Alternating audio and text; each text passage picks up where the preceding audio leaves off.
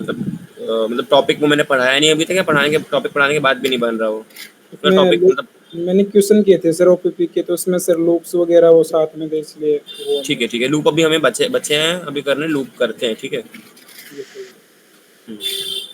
और केस हमने लेक्चर्स ले लिए, ये बताओ सब लोग पहले, क्योंकि लेक्चर्स में भी अच्छा समझाया है। मैं रिकमेंड करता हूँ कि लेक्चर्स से भी पढ़ाई करें तो अच्छा रहेगा। मतलब अगर दो जगह से पढ़ाई करेंगे ना, थोड़ा मैं भी डाउट क्लियर करवाऊंगा, सब अच्छे से बता दूंगा, दिक्कत नहीं है। मेरे वीक सेकंड के लास्ट के एक लेक्चर बस बचे हुए हैं। कौन से वीक के? वीक सेकंड का। सेकंड का? सेकंड ले लो, क्योंकि हम थर्ड वीक पे आ चुके हैं, ठीक है। सेकंड थर्ड बस कंप्लीट लास्ट कर एक लेना। लेक्चर बचा हुआ है, टोटली हो गया वीक सेकंड का। ठीक है, थर्ड भी कंप्लीट कर देंगे, क्योंकि आज भी हम थर्ड कर ही देंगे जहाँ तक है। बस एक दो मिनट और रुके, सब लोग को बस आ जाने दे रहे हैं, शायद एक दो लोग रह गए हैं आने से।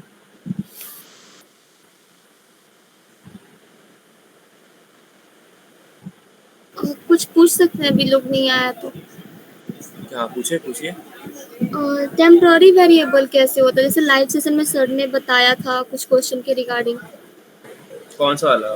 समझाइए मुझे, क्या करना चाह रही हैं। जैसे x1 इज इक्वल टू 10 है स्ट्रिंग में, फिर x2 इज इक्वल टू 20 है स्ट्रिंग में, फिर हम्म x2 is equal to x1 किए सर, फिर हम्म फिर temp is equal to x2 किए, फिर x1 is equal to temp किए, फिर प्रिंट x1 कॉमा x2। अच्छा, टेम्पररी वैल्यू मतलब वैल्यू चेंज करने के लिए, ये वैल्यू तुम पाइथन हाँ में हाँ, बिना उसके भी चेंज कर सकते हैं, मैं दिखा देता हूँ अभी। यहाँ पे उसकी हम वैल्यू खो थर्ड चुकी है। वेरिएबल ले लेते हैं। जब यहाँ पे x3 इज इक्वल टू कुछ वैल्यू 30 ले लेंगे, तो वहाँ पे x1 की वैल्यू खत्म हो जाएगी। जैसे x1 is equal to x2, x2 is equal to x3, लेकिन वहाँ पे x1 की वैल्यू खत्म हो जाएगी, तो सर ने बोला उसके लिए टेम्पररी वेरिएबल का यूज किया, तो हाँ मैं हाँ, वही नहीं वही समझी। वही वही समझा रहा हूँ, देखो मैं भी। यहाँ पे x2 में जब हम x1 की वैल्यू डाल रहे हैं, तो x1 में तो 10 ऐसी का ऐसी लिखा हुआ है, वो सही है। लेकिन x2 में अब उसकी वैल्यू हट के x1 की वैल्यू आ जाएगी, इसलिए हम x2 की वैल्यू खो जाएगी, इसलिए हमने उसे टेम्पररी वेरिएबल में ले लिया। अब फिर x1 में हमें x2 की वैल्यू डालनी थी, लेकिन तो खो गई, लेकिन हमने उसे टेम्पररी वेरिएबल डाल दिया, तो अब x1 में हम उसको टेम्पररी वैल्यू को असाइन कर देंगे। जनरली जावा वगैरह में यूज होता है, सेम टेक्निक जावा में यूज होती है, लेकिन हम पाइथन में बस ऐसे ही कर सकते हैं। ऐसे इतना करने में तो लिख सकते हैं x1 comma x2 is equal to x2 comma x1, सबसे इजी हो गया वैल्यू चेंज, ठीक है। क्या दोनों इक्वल है, जो आपने पहले लिखा था, और ये वाला? हाँ, दोनों इक्वल है, ठीक है। वाइल वाइल जैसे इफ के अंदर एक और इफ, उसको हम कंडीशन लगा रहे हैं, उस कंडीशन के हिसाब से जो भी कंडीशन के स्टेटमेंट वैल्यूज देनी है, कोड देना है, वो हम उसको फॉलो कर रहे हैं। जस्ट उसी टाइप से नेस्टेड लूप्स भी होता है, कि हमने एक लूप चलाया, उस एक लूप के अंदर हम एक और लूप चला रहे हैं, उसके अंदर कुछ भी कंडीशन है, जो भी हमें स्टेटमेंट उसका फॉलो करना है, वो लिख रहे हैं। नेस्टेड लूप का मतलब बस ये कि एक के अंदर है, जैसे मान लो कि एक घर है, उसके अंदर एक और घर है, बस इसी टाइप का है, कि एक लूप है, उसके अंदर एक और लूप है। इसी को नेस्टेड लूप्स कहते हैं, जुड़े हुए लूप, मतलब अंदर के अंदर एक और लूप, उसे नेस्टेड लूप्स कहते हैं। तो ये फॉर वाला नेस्टेड लूप है, जैसे for a in range 101, for b in range 1 से लेके 101, if a into b double equal to count +1। तो ई क्या कर रहा है, ये कोड क्या कर रहा है जनरली, कि ये पहले इसका ए लूप चल रहा है, और इसका 1 से लेके 101 तक जा रहा है, यानी कहाँ तक जाएगा, 1 से लेके 100 जाएगा, क्योंकि रेंज में 1 माइनस तक, मतलब लास्ट वैल्यू जो भी हम लिखते हैं उसकी रेंज की, उससे 1 माइनस तक चलता है, ओके। तो अभी कहाँ तक जाएगा, पहले ए की वैल्यू होगी 1, ठीक है। अब उसके बाद की जाएगा ये बी के अंदर, ऐसे पहली लाइन चली, फिर आया अंदर बी के अंदर, ऐसी बी के अंदर भी 1 से लेके 100 तक ही जाएगा सिर्फ, फिर बी के अंदर वैल्यू आएगी 1। अभी इसको मल्टीप्लाई करेगा, क्या ए इंटू बी 100 के बराबर है, वो चेक करेगा क्या 1 इंटू 100 के बराबर है, नहीं है, तो वो क्या कर देगा, इस ब्लॉक को, स्टेटमेंट को रन नहीं करेगा, वो वापस आ जाएगा बी वाले पे, ठीक है। ये चीज समझने वाली है, वो वापस ए पे नहीं आएगा, बी पे आएगा। यानी क्या रहेगा, पहले मैं दिखाता हूँ, इसको थोड़ा नीचे कर लेता हूँ, ये इसको हटा ही देता हूँ, ठीक है। तो यार पहले क्या करेगा, ऐसे मैं कॉपी पेस्ट कर देता हूँ इसको, कोड को,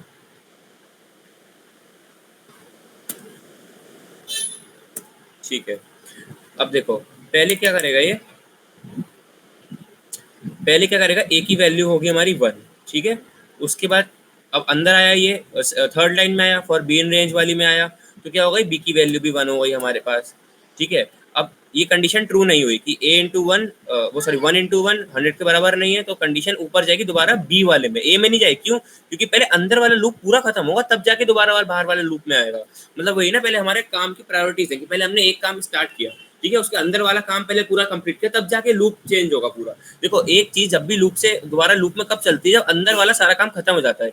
तो जैसे बी के अंदर तो खत्म हो गया, इफ चला नहीं, बी के बाद और कुछ बचा नहीं इफ करने का, तो दोबारा बी पे आएगा, वो ए पे नहीं जाएगा, क्योंकि बी की 1 से लेके 100 तक लेना बचा है, मतलब 1 हो गया, 2 से लेके 100 बचा है अभी, ठीक है। तो जब बी का 1 से 200 खत्म हो जाएगा तब जाके ए दोबारा चलेगा, ठीक है। तो अब ऐसे कब तक चले गए, ए इज टू 1 था, अब बी इज टू 1 था, ठीक है, बी इज टू 1 चल गया, आंसर गलत आया, तो हम क्या करेंगे, फिर ए इज टू 1 तो ऐसे ही रहेगा, अब क्या हो जाएगा, बी इज टू 2 हो जाएगा, बी की वैल्यू बढ़ रही क्योंकि रेंज 1 से लेकर 100 तक चल रहा है। ऐसे करते करते ये आगे तक चलता रहेगा कि ए 1 रहेगा, बी 3 हो जाएगा, ए 1 रहेगा, बी 4 हो जाएगा, कब तक चलेगा, ये कहाँ तक चलेगा, ये चलेगा 100 तक, ठीक है। अब देखो 1 पहले से 1 है, ठीक है, 1 से लेके कितना भी हम करेंगे, जब 100 से मल्टीप्लाई है तब जाके ये 100 हो पाएगा, ठीक है। तब ये काउंट प्रिंट कर रहा है, मान लो हम काउंट प्रिंट ना करें, हम डायरेक्ट प्रिंट कर दें, हम डायरेक्ट ए कॉमा बी ही प्रिंट कर देंगे और ए मल्टीप्लाई बाय बी, ठीक है, हम डायरेक्ट यही प्रिंट कर देंगे, ठीक है। तो अब देखो यहाँ क्या हो रहा है, पहले ए की वैल्यू 1 थी, फिर बी की भी 1 थी, अब बी बढ़ता जाएगा करते जब तक ये अंदर वाला बी पूरा खत्म नहीं हो जाएगा उस ए के लिए, ठीक है, तब तक वो चलता रहेगा चलता रहेगा चलता रहेगा चलता रहेगा, जब खत्म हो गया बी की सारी वैल्यू खत्म हो गई, फिर दोबारा वो ए के पास जाएगा, ए की वैल्यू इंक्रीमेंट होगी 1 से, तो अब क्या हो जाएगा, अब हो जाएगा ए की वैल्यू 2 हो जाएगी, क्या ए इज इक्वल टू 2 हो गया, और फिर अंदर आएगा, फिर बी 1 से लेकर 100 तक चलेगा, तो फिर बी की वैल्यू 1 हो गई, फिर चलेगा ए की वैल्यू फिर वही 2 रहेगी, और फिर बी की वैल्यू 2 हो जाएगी, ऐसे करते करते कहाँ तक चलेगा, ए की वैल्यू 2 के साथ बी की वैल्यू 100 तक चलेगा, ठीक है। ऐसे करते करते धीरे धीरे ए की भी वैल्यू बढ़ती रहेगी और बी पूरा पूरा खत्म होता रहेगा, फिर वो चेक करेगा कि क्या इनटू हो रहा है नहीं हो रहा है। अब देखो अगर इसको कोड को रन कराएं हम, देखो ए 1 है, रुको मैं इसमें थोड़ा सा कलाकारी दिखाता हूँ,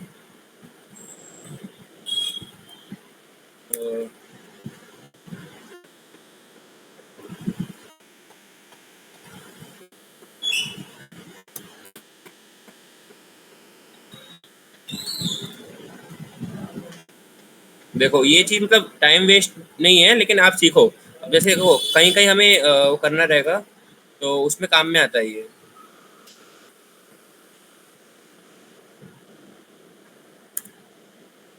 देखो हमारा है वैल्यू ए 1 है, बी 100 है और ए इंटू बी 100 है, ठीक है। तो मल्टीप्लाई करें ऐसे 250 425 सिर्फ इतने से कॉम्बिनेशन चलेंगे, ठीक है। अब मैंने यहाँ पे क्या करा है, बस थोड़ा सा क्वेरीज को मतलब एक्स्ट्रा बढ़ा दिया, क्या मैंने स्ट्रिंग के अंदर ए लिख दिया और उसके लिए कॉलन लगा दिया स्ट्रिंग के अंदर, फिर कॉमा लगा के ए की वैल्यू लिख दी, कॉमा लगा के एक बी का स्ट्रिंग बनाया जो डिनोट कर रहा है बी है, कॉमा लगा के बी की वैल्यू दे दी, फिर एक ए इंटू बी का स्ट्रिंग बनाया वो लिखा, कॉमा लगा के ए इंटू बी की वैल्यू दे दी, ठीक है। तो अब क्या हो रहा है, देखो ये लूप कितनी बार चलेगा, पहले 100 बार बी के लिए चल रहा, उससे 100 बार ये 100 इंटू 100 टाइम्स चलेगा ये लूप, और जितनी बार कंडीशन देगी उतनी बार और ऐड चलेगा, ठीक है। तो देखो 1 multiply 100 is equal to 100, 2 multiplied 50 is equal to 100, ऐसे करते करते 100 वाली चीजें आएंगी। तो ये क्वेश्चन क्या दे रहा है, ये क्वेश्चन दे रहा है कि जब ए और बी दोनों की वैल्यू मल्टीप्लाई करके 100 आएगा तभी वो आउटपुट में निकालेगा, वरना आउटपुट नहीं निकालेगा, दोबारा वैल्यू रेंडर करता रहेगा कि ये वैल्यू नहीं ये वैल्यू नहीं ये वैल्यू नहीं, दोबारा चलाता रहेगा वो, ठीक है। तो ये नेस्टेड लूप होता है, ठीक है। अगर हम नॉर्मली इससे अच्छा से ऐसी करें प्रिंट ए कॉमा बी करेंगे हम, तो देखो चल रहा है ये सब, देखो ऐसे चलेगा ये, देखो इतना सारा अरे भाई देखो 90 91 180, थोड़ा सा ऊपर बढ़ाता हूँ, देखो चला यहाँ से 1 से लेके चला 100 तक, 1 2 3 4 से लेके 100 तक, फिर वैल्यू बढ़ी 2, फिर 2 से लेके 100 तक, ठीक है, फिर 3 की वैल्यू बढ़ी 3 से लेके 100 तक, ऐसे चलते थे, मतलब 100 की वैल्यू तक चलेगा वो, देखो कहाँ तक चल रहा है, 100 की वैल्यू 100 तक चलेगा, ठीक है। तो ये नेस्टेड लूप्स है, ओके। मुझे लगता है किसी को इसमें डाउट नहीं होगा, अगर है तो पूछ लो अभी, मतलब इस वाले पार्ट के लिए सब, चलो सही, किसी को डाउट नहीं, ओके। अब देखो ये क्या क्वेश्चन है, find the number of prime numbers less than n where n is a positive integer, ठीक है। तो इसमें हम करेंगे ऐसे, एक नंबर इनपुट हमने कर लिया, काउंट हमने कर रहे हैं, इसमें हम ऐड करेंगे कितने नंबर है, find number of prime numbers बोल रहा है ना, तो हम काउंट इसलिए हमने इनिशियलाइज कर दिया कि काउंट में हम जितने भी प्राइम नंबर्स होंगे उसको इतने नंबर टाइम ऐड करते जाएंगे। देखो अब हमने चलाया फॉर आई इन रेंज, देखो अब समझना मेन चीज, जैसे क्वेश्चन समझ रहे हैं, मैं भी क्वेश्चन ये वाला पढ़ रहा हूँ पहली बार, आप लोग भी क्वेश्चन पढ़ लो पहली बार, ठीक है। तो अब इसको पढ़ते हैं, for I in range 2,n+1। अब देखो ये सबसे पहले हमें क्वेश्चन पढ़ना है, ऐसे अब सॉल्यूशन पढ़ने हैं अभी तो हमें कैसे समझना है क्वेश्चन क्या लिखा है ये रेंज जो लूप चलेगा ये चलेगा 2 से लेके n तक चलेगा, क्योंकि n+1 है, लेकिन चलेगा जितना भी नंबर उस -1 से, तो n+1 -1 करेंगे तो कितना रह जाएगा, सिर्फ n रह जाएगा, यानी 2 से लेके n तक चलेगा। देखो यहाँ पे एक फ्लैग दिया उन्होंने ट्रू है, ठीक है, for j in range 2, i। अब देखो ये भी एक और अंदर लूप चलाने, यानी नेस्टेड लूप बन गया, ठीक है। अब j ने 2, i तक चला रहे हैं, कहाँ चलेगा i-1 तक, ठीक है। जैसे मान लो i, अब कौन है भाई, ओके ये कौन है, मगर भाई जो भी नाम है आपका, इसमें यूजर नेम चैट नेम उसमें लिख दो अपना, चैट में लिख दो, मैं व्हाट्सएप यूजर नेम, एडमिन को चाहिए रहता है अटेंडेंस के लिए, ओके। हाँ ठीक है, हम कहाँ पे थे, तो 2, i तक चलेगा, ठीक है, यानी अगर i की वैल्यू 5 है तो यानी 2, 4 तक चलेगा। अब वो चेक करेगा i मॉड्यूल j = 0, मतलब i मॉड्यूल j। अब जैसे i जो प्राइम नंबर आ रहा है, ठीक है, अब इसमें वो चेक करेगा 2 से लेके i तक, मतलब वो नंबर चलेगा जहाँ तक। जैसे प्राइम नंबर कैसे चेक करते हैं, मान लो एक नंबर मैंने आपको दिया 7, ठीक है, 7 प्राइम है या नहीं है, हम उसको डिवाइड करेंगे जितने भी नंबर है, यानी उसको 2 से डिवाइड करेंगे हम, उस नंबर से -1 तक। प्राइम नंबर में कितना डिविजिबल रहता है, एक 1 से और एक इटसेल्फ से, तो हम क्या चेक करेंगे 2 से लेके उससे इटसेल्फ से पहले तक, उसके बीच में अगर किसी से भी वो डिवाइड हो गया और उसका रिमाइंडर 0 आ गया, इसका मतलब वो डिविजिबल है उस नंबर से, और डिविजिबल है यानी वो प्राइम नंबर नहीं, प्राइम नंबर में से 1 और इटसेल्फ से डिविजिबल रहता है। देखो इस लूप में हम क्या कर रहे हैं, देखो हम 1 तो लिख सकते नहीं है, देखो पहले लूप से क्या कर रहे हैं, एक एक करके हम नंबर ले रहे हैं, दूसरे लूप से हम क्या कर रहे हैं, चेक कर रहे हैं कि क्या किसी और से डिविजिबल तो नहीं है, अगर वो किसी और से डिविजिबल है तो इसे हम ब्रेक कर देंगे और ब्रेक करके काउंट दे देंगे, ठीक है।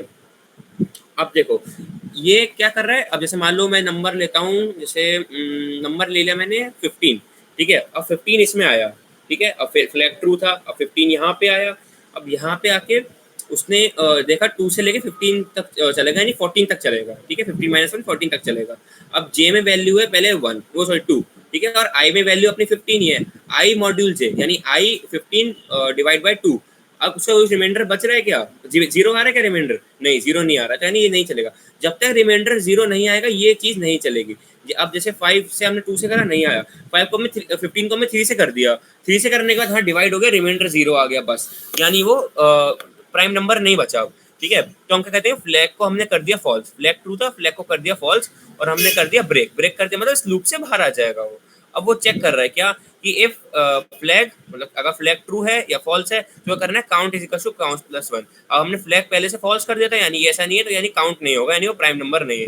ये ब्रेक हमने इसलिए लगाया ताकि मतलब ये बाकी इटरेशन को चेक ना करे। अब देखो हमारे को कंप्यूटर पावर लिमिटेड है हमारे पास, और हमें और भी चीजों की टाइम लिमिटेशन भी देखनी चाहिए, कोड बनना बहुत देर तक चलता रहेगा, ठीक है। तो हमने ब्रेक क्यों लगाया, जैसे मान लो कि हमें स्टार्टिंग में मालूम चले, बहुत बड़ा नंबर है, जैसे मान लो कि नंबर है जैसे 10,000 मान लेते नंबर है, अब वो अगर हम इसको ब्रेक नहीं करेंगे बीच में तो वो 10,000 इटरेशंस लेगा जे को चलाने के लिए। तो उस चीज को, अब जैसे हमें पहले मालूम चलेगा प्राइम नंबर नहीं है, तो उसको हमने डायरेक्ट ब्रेक कर दिया तो क्या होगा, एक लूप से बाहर आ जाएगा, यानी इस फॉर लूप से बाहर आ जाएगा। इस फॉर लूप से बाहर आया तो आगे का जो ई वाला फॉर लूप है आगे कंटिन्यू करेगा, इससे बाहर आया तो यानी इसको कंटिन्यू करेगा। अंदर हमने फ्लैग को फॉल्स कर दिया, इफ फ्लैग मतलब अगर ये ट्रू होगा तब इफ चलेगा, हमने अंदर फॉल्स कर दिया तो ये नहीं चलेगा, यानी काउंट नहीं होगा।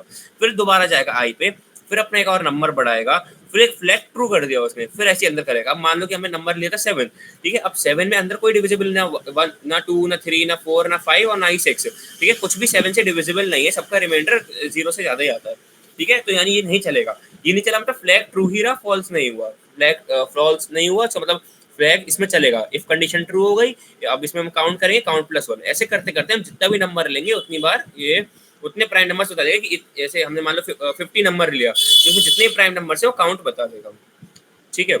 जस्ट इजी है, आप लोग को क्या करना है, बस एक नॉर्मल सी मैथमेटिक लगानी है और सोचना है कि हम क्वेश्चन को कैसे सॉल्व कर सकते हैं। अब देखो अगर यही क्वेश्चन सिर्फ ऐसे लिखा होता आपके सामने, सॉल्यूशन नहीं है, ये लिखा था find number of prime numbers less than n where n is some positive integers, तो आप लोग बहुत घबरा जाते हैं, ठीक है। जनरली इंसान देखेगा तो सोचेगा इसको हम कंप्यूटर में कोड कैसे बनाएंगे, लेकिन सिंपल है, थोड़ा सोचा जा सकता है कि हम इसमें नेस्टेड लूप्स लगा सकते हैं, इफ कंडीशंस लगा सकते हैं, मैथमेटिकल ऑपरेशन लगा सकते हैं। देखो इसमें सब लगा हुआ है, पहले हमने इनपुट लिया, फिर इनिशियलाइजेशन करा एक वेरिएबल का जिसका आंसर हमें स्टोर करके रिटर्न या प्रिंट करने वाले, फिर हमने एक लूप लगाया। अब देखो हमें वो बोल रहा है प्राइम नंबर लेने मतलब n से कम तक नंबर के, इसलिए हमने n+1 लिया, ठीक है।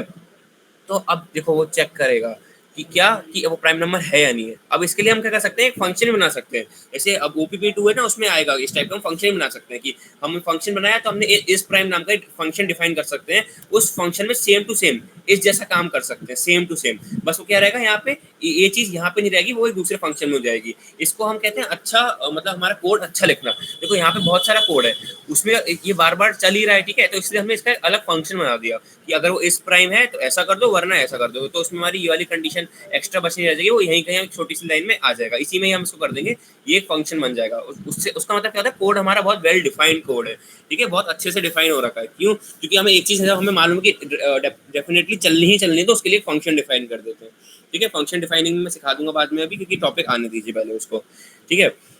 तो हमें पहले, अब देखो हमने इसमें प्राइम चेक करा, ऐसा है तो उसको काउंट कर दिया, ऐसा नहीं तो काउंट नहीं करा। इतना इजी क्वेश्चन था, आसानी से हो गया।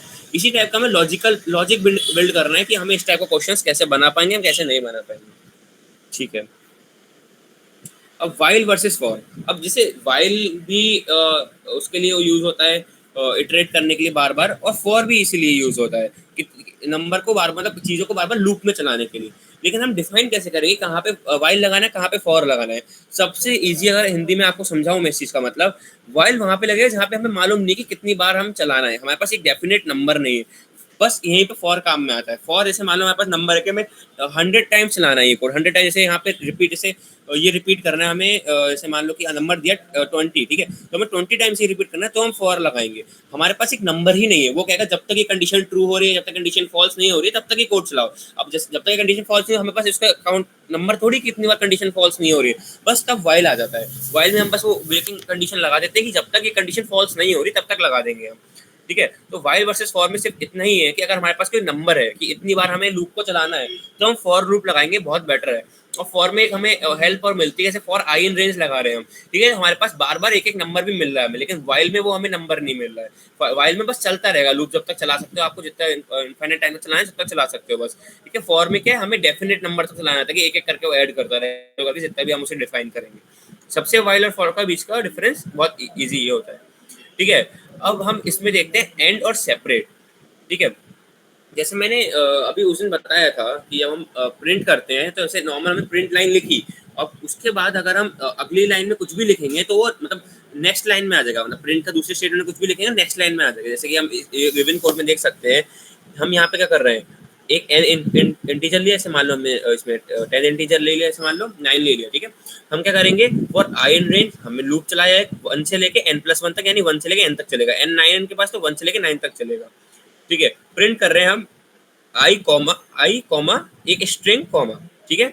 अब देखो n9 था तो चलेगा 1 कॉमा, अब देखो ये एक स्टेटमेंट हो गया, अब दोबारा लूप चल रहा है, तो हर नए प्रिंट स्टेटमेंट के साथ नया लाइन मतलब अपने आप वो चेंज करेगा। अंडरस्टूड होती है ये चीज कि जैसा हमने एक इंटर स्टेटमेंट एग्जीक्यूट कर दिया, उसके बाद ऑलरेडी एक न्यू लाइन में शिफ्ट हो जाना चाहिए वो, ठीक है। तो ऐसे करके अलग अलग लाइन में चल रहा है, ठीक है। अब हमें मान लो कि अलग अलग लाइन में नहीं करना है, बस एक ही लाइन में लिखना है, तो उसके लिए हम क्या कर सकते हैं, लास्ट में एंड लगा सकते हैं प्रिंट स्टेटमेंट में। इसका मतलब क्या होगा कि जब भी हम प्रिंट लाइन करें, लाइन वाली प्रिंट हो गई, उसके बाद उसके एंड में हम एक कॉमा दे दें, ठीक है। यहाँ पे एंड में कॉमा नहीं दे रहे, हम उसके साथ प्रिंट कर रहे हैं, एंड में कॉमा दे रहे हैं, मतलब अब नेक्स्ट लाइन चेंज नहीं होगी। अब देखो यहाँ पे इसका आउटपुट देखो 1, 2 से लेकर 9 तक कॉमा आ रहा है, ठीक है। ये चीज मतलब इसके एंड में हमेशा हम कॉमा जोड़ेंगे, नई लाइन में एंटर नहीं होगा। जब भी हम एंड इजिकल टू कॉमा लगा देंगे या एंड इजिकल टू स्पेस लगा देंगे, कुछ भी कैरेक्टर दे देंगे हम उसे, स्पेशल कैरेक्टर, नॉर्मल कैरेक्टर, तो वो उस चीज को नेक्स्ट लाइन में नहीं फेंकेगा, तो उसको प्रिजर्व रखेगा कि ऐसा इसी लाइन में करना है। मतलब इसका मतलब ये होता है कि एंड, अगर देखो अगर हम इसे नहीं लिखेंगे, इसका डिफॉल्ट वैल्यू क्या होता है कि ऑलरेडी नेक्स्ट लाइन में फेंक देगा ये, ठीक है। अब हमने इसमें कुछ भी वैल्यू डाल दी, यानी उस ये नंबर के प्रिंट होने के बाद वो जो भी हम कैरेक्टर्स को प्रोवाइड करेंगे वो लिख देगा बस, और कर्सर वहीं रुक जाएगा। सारा खेल कर्सर का है प्रिंट में। जब हम नेक्स्ट प्रिंट स्टेटमेंट लिखेंगे, मान लो उसमें एंड नहीं लगा हुआ है, तो कर्सर ऑटोमेटिक नेक्स्ट लाइन में फेंक देगा कि जब भी आप कुछ लिखना है तो नेक्स्ट लाइन से लिखना।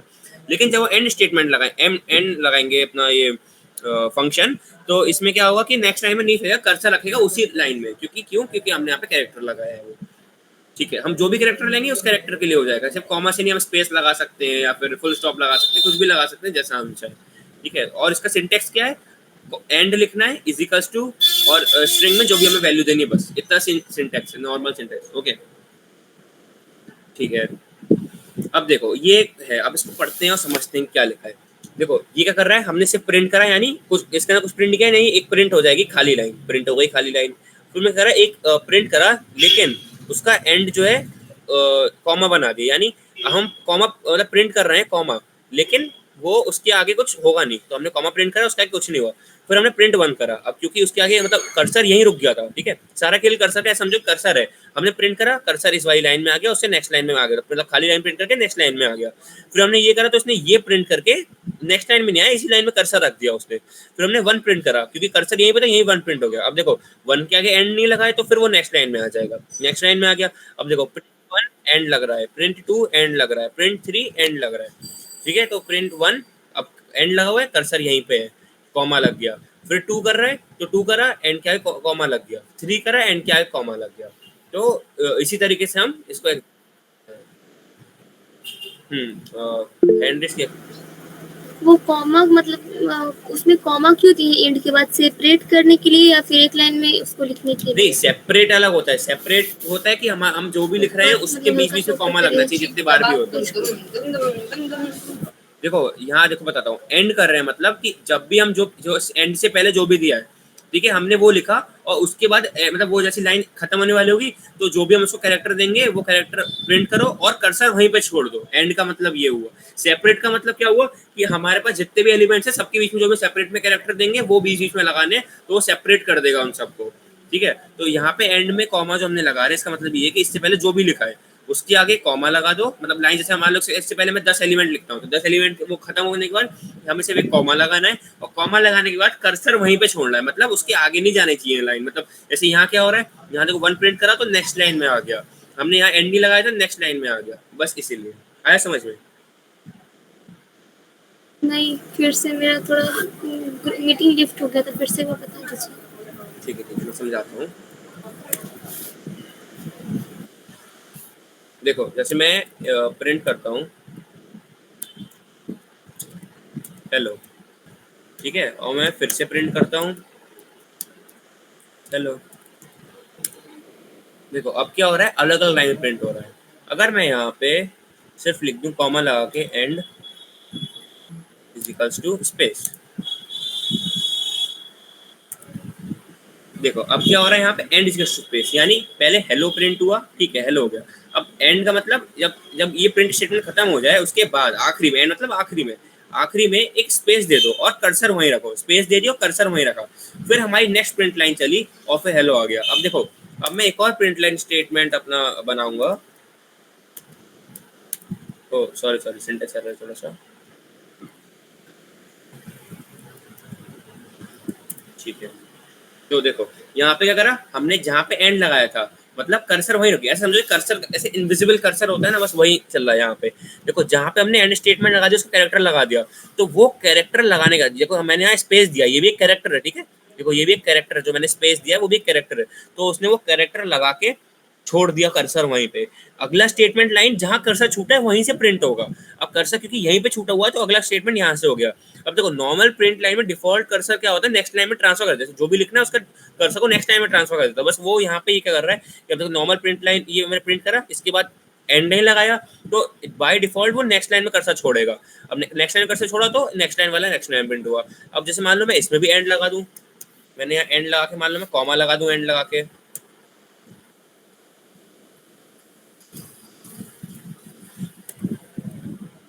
ठीक है।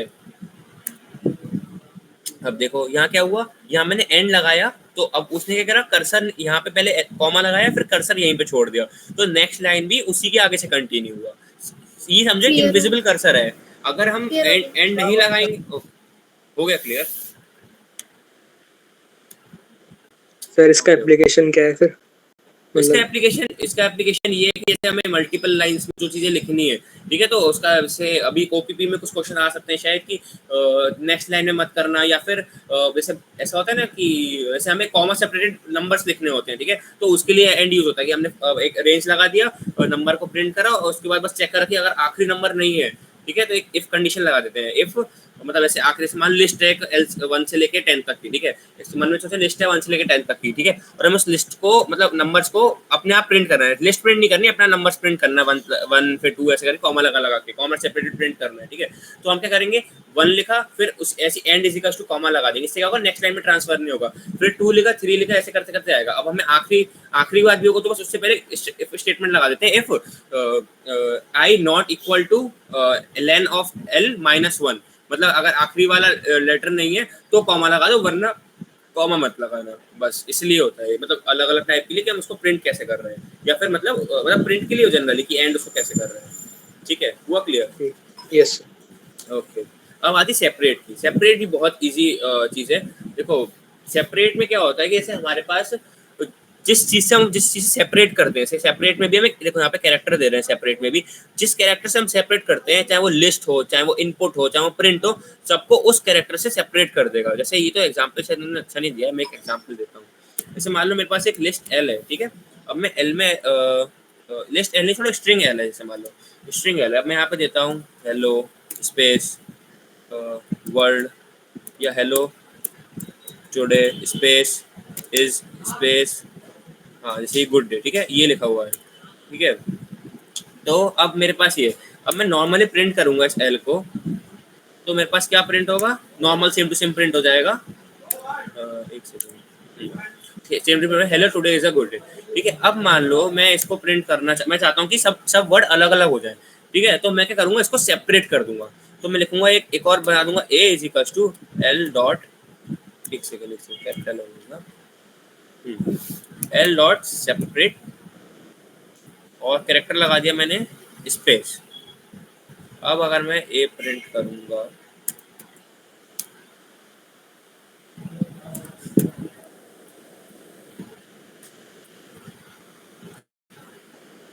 अरे सॉरी,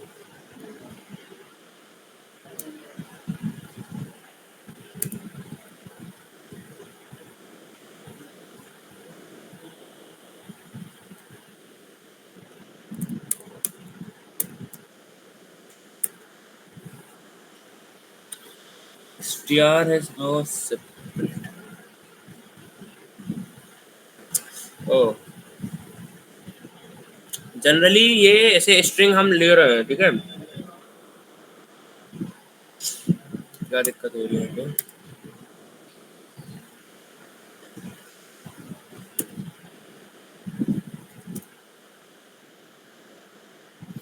एक सेकंड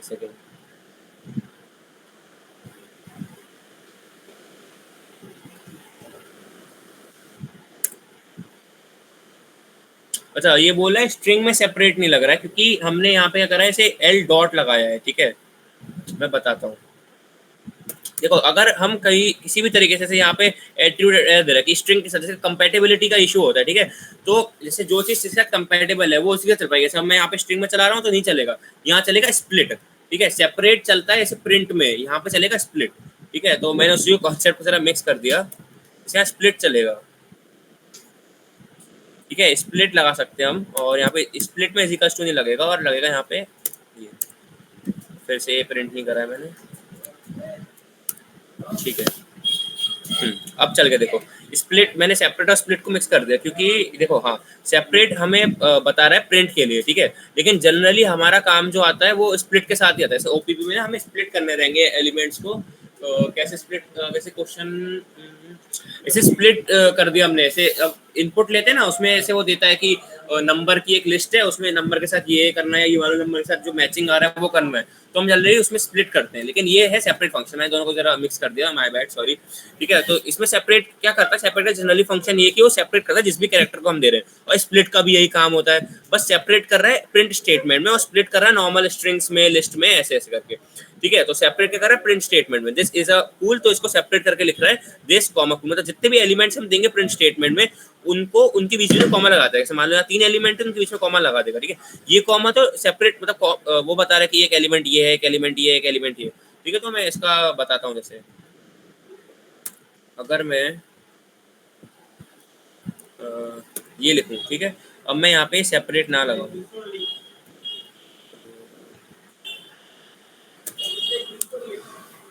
ठीक ठीक है, तो ये लिखा this space cool, this space is cool, ठीक है।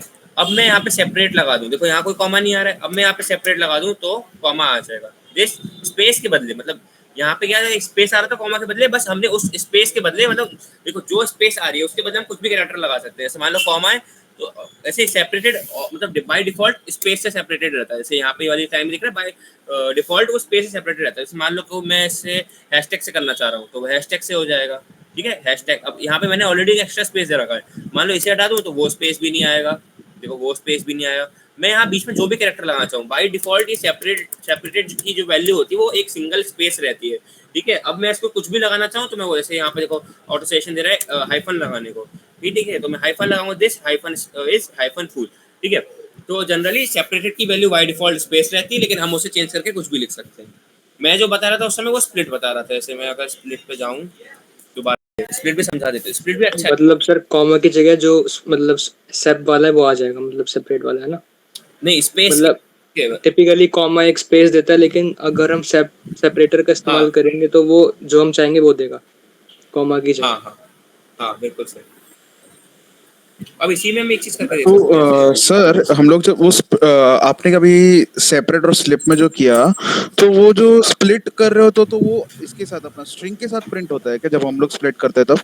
हाँ, जब जो स्प्लिट कर रहे हैं वो स्ट्रिंग में स्प्लिट कर रहे हैं, मतलब कि हम स्ट्रिंग में जहाँ गए कि जहाँ जहाँ भी, ऐसे मैं वही दिखा रहा हूँ। जैसे हम एक सेकंड, हाँ देखो यहाँ पे मैंने लिखा hello today is a good day, ठीक है। अब मैंने प्रिंट कर दिया एल को, नॉर्मली एल प्रिंट हो रहा है, ठीक है। अब देखो यहाँ पे मैंने क्या करा कि एल डॉट स्प्लिट, भाई इसको क्या हो गया, छोड़ो, हाँ ठीक है। अब देखो इस कॉन्सेप्ट समझते हैं, हम यहाँ पे कर रहे हैं एल डॉट स्प्लिट कर रहे हैं, मतलब इस स्ट्रिंग में जहां भी ये कैरेक्टर है, अब मैंने यहाँ कैरेक्टर एक स्पेस दिया है, ठीक है, जहां भी ये स्प्लिट का विषय डिफाइंड कैरेक्टर है वो होगा तो उसको तोड़ के लिस्ट में डाल देगा। अब देखो एल ए बनेगी, जो ए बनेगी एक लिस्ट बनेगी, तो लिस्ट का पहला एलिमेंट क्या होगा, जितनी बार भी स्पेस आएगा उतने, मतलब वो तोड़ देगा। समझो कि जैसे हमारे पास एक लाइन है, ठीक है, वो स्पेस है, तो स्पेस को तोड़ के, नेट चला गया क्या, मेरी आवाज आ रही है? आ रही है सर। हाँ, तो वेबसाइट में कुछ इशू हुआ है, एक सेकंड। सर रेपलेट का वो रन इशू होता है ना? क्या होता है? रेपलेट में कभी कभी रन का इशू हो जाता है ना। हाँ हाँ हाँ, वही हो गया शायद। चलो रिस्टार्ट करते हैं। हाँ देखो, अब चल गया। देखो तो ये क्या करेगा, अभी देखते हो बीच में स्पेस कितनी है, ऐसे स्पेस है तो इसको तोड़ के एक में डाल देगा। पता है एक लिस्ट है, देखो है लिस्ट, यहाँ पे प्रिंट टाइप क्या हो रही है, लिस्ट प्रिंट हो रही है। लिस्ट का पहला एलिमेंट हेलो, दूसरा एलिमेंट तोड़े, जितनी बार स्पेस होगा उतने उतने तोड़ तोड़ के वो डालता जाएगा, ठीक है। ये हुआ स्प्लिट का आकार। ये चलता है ऐसे अपने स्ट्रिंग्स में चलता है जनरली। जैसे ओपी में कुछ क्वेश्चन आएंगे कि वो देगा आपको और कहेगा कि उसके एक उस पे एलिमेंट पे ये चीज आपको परफॉर्म करनी है, तो हम जनरली स्प्लिट ही यूज करते हैं। मैं स्प्लिट बता गया गलती से, क्योंकि मतलब स्प्लिट का भी जनरल काम ही होता है। सेपरेट क्या करता है, बस स्पेस के बदले बाय डिफॉल्ट स्पेस जो वैल्यू थी प्रिंट करते टाइम, सिर्फ प्रिंट के टाइम की, सिर्फ बाय डिफॉल्ट जो एक स्पेस वैल्यू होती है उसको हम चेंज करके कॉमा लगा सकते हैं, या अगर हम उसको सेपरेट के बीच में जो वैल्यू होती है उसको हटा देंगे, मतलब स्ट्रिंग रहेगा लेकिन उसके बीच में कोई स्पेस नहीं रहेगा, तो मतलब वो बाय डिफॉल्ट जैसे स्पेस होता है उसको हटा के विदाउट स्पेस भी प्रिंट करेगा। इसमें मैंने करके दिखाया था कुछ टाइम पहले। चलो वो नहीं हो रहा, ठीक है। तो इस टाइप का ओके आया, क्लियर है ये सब चीज सबको? और सर सेपरेटर केवल उसमें ही लगेगा, प्रिंट में ही? हाँ प्रिंट में, हाँ प्रिंट अच्छा, सपोज अगर मैं चाहूँ कि मैंने एक स्ट्रिंग बना दी, a इज इक्वल्स टू कोई स्ट्रिंग है, ठीक है, उसके बीच में स्पेस है, और अब फिर मैंने प्रिंट में डाला a इज इक्वल्स टू सेप, और वहाँ पे कुछ भी डाल दिया तो वो नहीं होगा ना? एक सेकंड दोबारा बताओ। a is equals to string है, उसके बीच में स्पेस है, क्या आगे? हाँ, सपोज इसमें कुछ लिखा भी हुआ है, a is equals to a comma b suppose, हाँ जो भी है, ABCD लिख दिया, हाँ ठीक है। हाँ। अब इसके बीच में सर कॉमा दे दो आप एक जगह, ABC के बीच में, इसके बीच में ABC के, मतलब दो एलिमेंट बना दो स्ट्रिंग के अंदर, दो स्ट्रिंग बना दूं, हाँ समझ गया, ठीक है। अच्छा ऐसे? अब हाँ, अब प्रिंट, नीचे प्रिंट, लेकिन फिर ही लिस्ट बनेगी एक। अच्छा हाँ जैसे फिर लिस्ट उसमें के एलिमेंट्स स्प्लिट, हो गए ना, उसमें स्प्लिट लगाना पड़ेगा फिर। नहीं ये तो ऐसे ही हो जाएगा ना, मतलब एक एलिमेंट सर अपने आप ही हो स्प्लिट जाएगा। स्प्लिट में पूरा ये बन समझ गया। जाएगा, लिस्ट बन जाएगा, और सेपरेट में कॉमा वगैरह वो जो अच्छे से ये हो जाएगा, हाँ प्रिंट हो सेपरेट में जाएगा। हम जैसे देखो मैं बताता हूँ, एक बार समझाता हूँ। जैसे जैसे लिखता हूँ मैं अभी ए और कॉमा सेपरेट इक्वल्स टू, मान लो कि मैं डैश देता हूँ, सही है। देखो क्या होगा, सिर्फ ए एक लिस्ट थी वो ऐसी एज इट इज प्रिंट हो गई। देखो मैं समझाता हूँ क्या क्या तुम लोग को डाउट आ रहा है। देखो स्प्लिट होगा जनरली, मैं नहीं डाउट क्रिएट कर रहा है तो मैं उसकी माफी मांग चाहूंगा। सेपरेट जो होता है जनरली सिर्फ जो भी हम वैल्यूज प्रिंट करते हैं, मान लो हम 5 वैल्यूज प्रिंट कर रहे हैं तो 5 वैल्यूज को सेपरेट बाय डिफॉल्ट स्पेस करता है। मैं एग्जांपल दिखाता हूँ। मान लो ए की वैल्यू 10 है, फिर ऐसे करते करते बी की वैल्यू 20 है, ऐसे करते करते सी की वैल्यू 30 है। ऐसे मान लो 3 वैल्यू ले लिया हमने, ठीक है। हम प्रिंट कर रहे हैं ए कॉमा बी कॉमा सी, ठीक है। देखो क्या स्पेस आ रहा है बीच में, बाय डिफॉल्ट सेपरेटेड वो स्पेस से है, सेपरेट की वैल्यू इसमें भी लगी हुई है, बस बाय डिफॉल्ट वो स्पेस है। हम इसको चेंज करें कुछ भी कर सकते हैं। हमने बस यहाँ लिखना है सेप, ये सिंटैक्स है इजिकल्स टू, और इसमें जो भी हम स्ट्रिंग देंगे, ऐसे मान लो कि हम स्ट्रिंग के बाद कॉमा दे रहे हैं तो हम कॉमा के साथ सेपरेट कर सकते हैं उसको, ठीक है। बाय डिफॉल्ट स्पेस इस कॉमा से यहाँ पे हमने वैल्यू डिफाइन करी ना, ए कॉमा बी कॉमा सी, सिर्फ इसी के साथ चलेगा और किसी के साथ नहीं चलेगा। जैसे मान लो मैं यहाँ पे हाइफन लगाना चाहूँ तो वहाँ पे हाइफन लग जाएगा। और जो स्प्लिट बता रहा हूँ, स्प्लिट क्या करेगा, स्ट्रिंग है कोई सी भी स्ट्रिंग, उसके बीच में जो भी हम कैरेक्टर देंगे स्प्लिट का, उसको तोड़ देगा और एक एक बना के लिस्ट बनाता है। जैसे मैंने अभी एक अपना लिस्ट वाला बताया था कि ऐसे हेलो टुडे इज गुड, ठीक है। अब मैंने यहाँ पे स्प्लिट फंक्शन लगाऊंगा कि हमारा a is equals to L dot split, और हम यहाँ कैरेक्टर दे दिया हमने मान लो स्पेस, ठीक है। अब क्या करेगा, ये स्पेस से स्प्लिट कर देगा, ये स्पेस ही स्पेस। अगर मान लो स्पेस नहीं लगा, तो इससे अच्छा क्लियर होगा, मैं यहाँ पे मान लो ए लगाता हूँ, ठीक है। तो क्या करेगा, वो ए को ढूंढेगा और ए से स्प्लिट करेगा, ठीक है। अब मैं प्रिंट करूंगा अगर ए वेरिएबल को, ठीक है। अब यहाँ पे क्या होगा, देखो जहाँ भी ए दिखेगा वो वहां तक का एलिमेंट लेके उसको उठा के पूरा एक एलिमेंट बना के ए में डालेगा एज अ लिस्ट में। अब ए बन चुकी लिस्ट, देखो ए बन चुकी लिस्ट, तो लिस्ट में क्या हुआ, एक एलिमेंट आया, फिर दूसरा ए के बाद वाला एलिमेंट आया, ऐसे करते करते एलिमेंट आएगा। देखो हेलो टुडे तक यहाँ पे ए नहीं है तो एक एलिमेंट आ गया लिस्ट के अंदर, मतलब लिस्ट बना के वो अपेंड करता जा रहा है। लिस्ट में एक फंक्शन होता है अपेंड, उससे क्या होता है एलिमेंट्स को एक एक करके ऐड कर सकते हैं, और पॉप यानी उससे बाहर निकाल सकते हैं, ठीक है। तो हमने इसको कर दिया ऐड। अब देखो आई इज, यहाँ पे भी ए नहीं है, ए के साथ बस हम करते जा रहे हैं। देखो यहाँ कोई ए बन रहा है नहीं, क्यों, क्योंकि हम उससे ऐसे स्प्लिट कर रहे हैं। उस ए के लेफ्ट वाली साइड अलग हो गई, राइट वाली साइड अलग हो गई। लेफ्ट वाली साइड का पूरा उठा के हमने एक एलिमेंट बना के लिस्ट में डाल दिया, और राइट वाली साइड में हम चेक करेंगे और ए है तो उसको भी ऐसे स्प्लिट करते हैं, और ए नहीं है सेम टू सेम उसको उठा के ऐसे एलिमेंट डाल देंगे। स्प्लिट का फंक्शन नहीं होता है, सेपरेट हम करते हैं प्रिंट स्टेटमेंट में। बाय मतलब मेरी गलती से मैंने बस थोड़ा उसमें मिक्स कर दिया उस कॉन्सेप्ट को, और मैंने एक साथ बता दिया, तो कंफ्यूज मत हो। प्रिंट स्टेटमेंट में हम जो सेपरेटेड वैल्यू होती है स्पेस, बस उसको छेड़खानी करके हम कॉमा डैश वो सब लगा सकते हैं। और स्प्लिट वैल्यू से हम कोई भी स्ट्रिंग कोई भी लिखी है उसके बीच की वैल्यू को स्प्लिट कर सकते हैं किसी भी कैरेक्टर से, जो भी कैरेक्टर से। मैंने ए से करा, स्पेस से भी कर सकते हैं, ए बी सी डी किसी से भी कर सकते हैं, कोई भी कैरेक्टर से। आया चीज समझ में? यस सर, डाउट ठीक तो है। नहीं किसी को? नहीं, क्लियर हो गया डाउट सबका? ओके